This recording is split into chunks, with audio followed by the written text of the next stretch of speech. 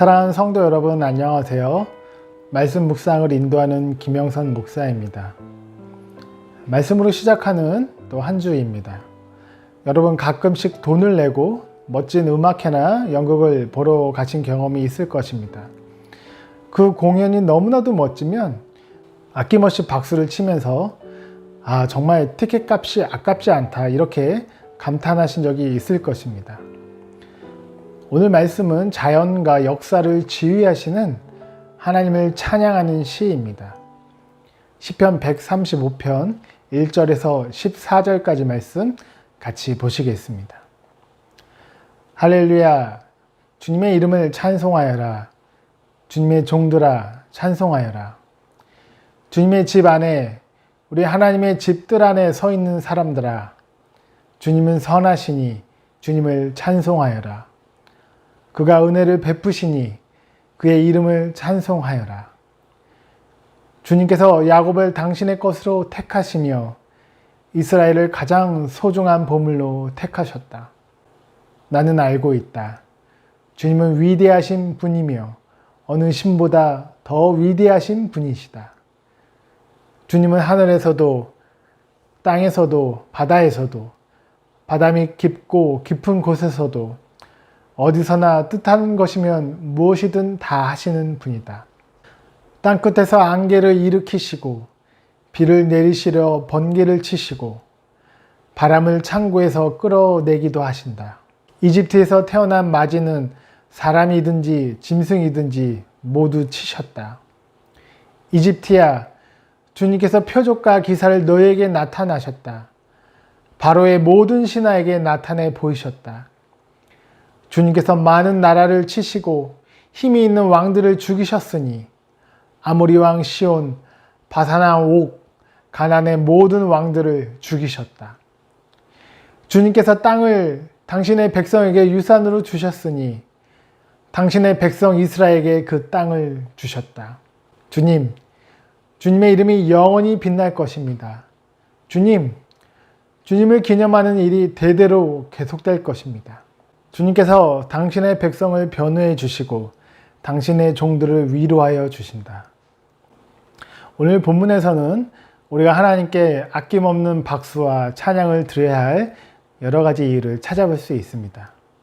먼저 1절에 주님의 종들아 여호와를 찬양하라 하고 이렇게 말하고 있습니다. 주님의 종은 누구일까요? 2절에 주님의 종이 누구인지 더 구체적으로 나와 있습니다. 주님의 집 안에, 우리 하나님의 집들 안에 서 있는 사람들아. 여기에서 여호와의 집 안에 서 있는 자는 제사장과 레위인을 가리키며 성전 뜰 안에 있는 자는 공중 기도를 하기 위해 성전 뜰에 모인 이스라엘의 모든 백성을 가리킵니다. 그래서 하나님을 찬양하는 일은 가장 기본적이고 마땅한 일일 뿐더러 제사장, 레위인, 일반 백성 따지지 않고 모두가 해야 할 일입니다. 그럼에도 하나님을 찬양하는 것은 결코 하나님을 모르고서는 절대 할 수가 없습니다. 그가 누구이고 그가 행하신 일이 무엇인지를 알아야 정확하게 찬양할 수 있습니다. 또한 겸손한 자가 하나님을 찬양할 수 있습니다. 1절에 스스로를 여호와의 종이라고 낮추는 자만이 하나님을 찬양할 수 있습니다. 왜냐하면 당연히 교만한 자에게서는 찬양이 나올 수 없기 때문입니다. 하나님을 자신의 주로 고백하고 인정하며 겸손히 그의 통치를 받아들이는 자만이 진심으로 그의 성호를 찬양할 수 있기 때문입니다. 또한 하나님의 소유가 된 사람이어야 찬양을 할 수가 있습니다. 1절에 나와 있는 이 종도 하나님의 종입니다. 즉 하나님의 소유라는 것입니다. 또 4절에는 이스라엘을 가장 소중한 보물로 택하셨다라고 기록을 하고 있습니다. 특별히 이 4절의 말씀을 다른 성경의 버전으로 보면 여호와께서 자기를 위하여 이스라엘을 택하셨다고 표현이 되어 있습니다. 즉 우리가 하나님의 소유가 된 것은 하나님을 찬양하기 위한 목적이 있음을 알 수 있습니다. 3절에 보시면 주님은 선하시니 주님을 찬송하여라. 그가 은혜를 베푸시니 그의 이름을 찬송하여라. 여기서 앞에 찬송은 주로 노래로 찬양하는 히브리 말 할라를 의미하고, 뒤에 찬양은 히브리 말 자마로 악기로 찬양하는 것을 지칭합니다. 가장 좋은 악기인 사람의 목소리뿐 아니라 악기를 총동원해서 하나님을 찬양하면 좋겠습니다. 그래서 우리가 악기를 배우고 또 연습하고 연주하는 목적이 나의 만족을 위한 차원이 아니라 하나님을 예배하고 하나님을 찬양하는 그 목적으로 쓰여질 때 이 세상 그 어떤 비싼 악기보다 최고의 가치를 발휘할 수 있을 것입니다. 그 밖에도 오늘 본문에서 우리가 하나님께 아낌없는 박수와 찬양을 드려야 할 이유가 여러 곳에서 나옵니다. 6절과 7절을 보면 여러 자연을 그 이유로 말하고 있습니다. 주님은 하늘에서도 땅에서도 바다에서도 바다 밑 깊고 깊은 곳에서도 어디서나 뜻하는 것이면 무엇이든 다 하시는 분이다. 땅 끝에서 안개를 일으키시고 비를 내시려 번개를 치시고 바람을 창고에서 끌어내시기도 하신다. 방금 읽은 말씀을 통하면 우리는 지구 안에서 어느 곳에 있든지 주님을 찬양할 수 있습니다. 아침에 안개가 끼거든 안개를 내리신 하나님을 찬양합시다. 비가 내릴 때도 또 바람이 불 때도 하나님을 찬양합시다. 바람이 불고 비가 내리고 번개가 치는 것은 다 자연이 돌아가고, 그러므로 인해 우리를 먹이시고 우리의 필요를 채우시는 하나님의 열심임을 우리가 기억하면서 하나님을 찬양하면 좋겠습니다. 또 이 천지 만물을 주관하시고 만드시는 하나님을 찬양합시다. 하나님의 흔적을 나무와 꽃, 구름, 하늘의 별에서도 찾을 수가 있습니다. 뿐만 아니라 주님을 찬양해야 될 또 이유가 있습니다. 그것은 하나님이 우리의 대적을 물리쳐 주시는 분이시기 때문입니다.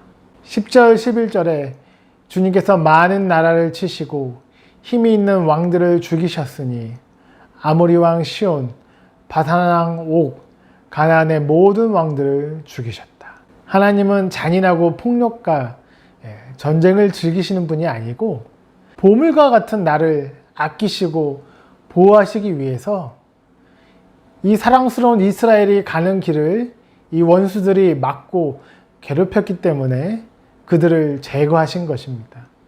여러분, 지금 이 순간까지, 오늘 이 자리까지 우리를 인도하신 하나님의 도우심을 한번 다시 기억해 봅시다. 다 하나님이 도와주셨고, 하나님이 장애물을 제거해 주셨고, 하나님이 앞서 우리의 대적을 물리쳐 주셨습니다. 하나님은 앞으로도 우리가 반드시 승리하도록 끝까지 인도해 주실 것입니다. 그래서 하나님은 찬양받기에 합당하신 분이십니다. 하나님께서는 우리의 삶의 모든 것을 이렇게 주의하시고 언젠가 그 연주가 끝났을 때 우리는 기립하여 열화와 같은 박수를 치며 큰 환호와 함께 하나님의 선하심과 위대하심을 소리 높여 찬양할 것입니다. 오늘도 우리를 택하시고 하나님의 소유로 삼아주신 하나님께 우리의 목소리, 또 우리가 연주할 수 있는 악기를 갖고 우리가 밟고 있는 모든 곳에서 하나님을 마음껏 높이시는 여러분 되시길 주님의 이름으로 축원드립니다. 할렐루야. 주님을 찬양합시다. 기도하겠습니다. 하나님 감사합니다. 우리를 창조하시고 우리를 만드시고 우리를 가장 귀한 보물처럼 귀하게 여겨주시고 우리의 인생길을 인도하여 주시니 하나님 감사합니다. 하나님께서 지휘하시는 나의 인생길, 우리가 비록 앞길을 알 수 없지만 지금까지 인도하신 하나님의 발자취를 뒤돌아보며 생각해 볼 때 하나님은 찬양 받으시기에 합당하시고 충분하시며 하나님의 이름을 더욱더 드높이길 원합니다. 우리의 인생의 끝이 마지막 다하는 그날 하나님께서 행하신 놀라운 일들을 찬양하며 높이며 하나님께 여러와 같은 박수를 올려드리는 우리의 삶이 되도록 주님 축복하여 주시옵소서. 오늘 하루도 우리의 찬양이 입술에서 끊이지 않게 주님 도와주시옵소서. 감사하며 예수님의 이름으로 기도드렸습니다. 아멘.